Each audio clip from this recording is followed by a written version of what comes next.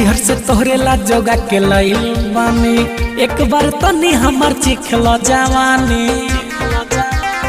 ए राजा नैहर से तोहरे ला जोगा के लइल बानी, एक बार तनी हमर चिखल जवानी।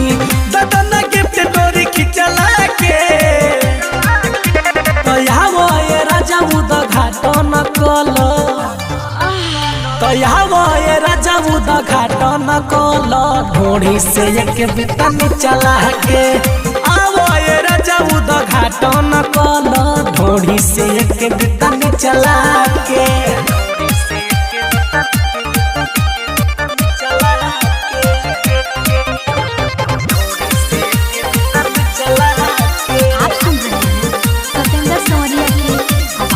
लइका नियन भागतर से जिया के छोड़ के, पजा में धके माजा ले लो राजा तू गोर के।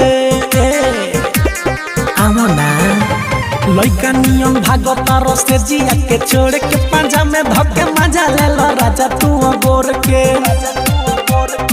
दर्शन करा तो अपन बिचला के यावो ये राजा उद घाटो न कलो, तो यावो ये राजा उद घाटो न कलो। ढोड़ी से एक बितनी चला के आवो ये राजा उद घाटो न कलो, ढोड़ी से एक बितनी चला के।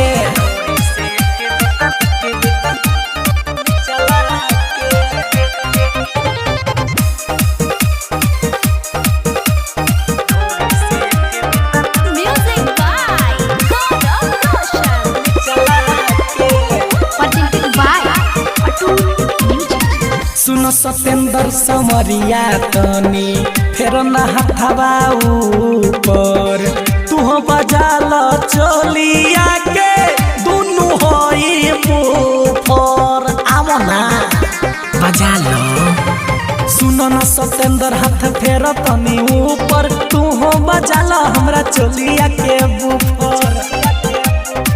राहुल मन खानी सिखला के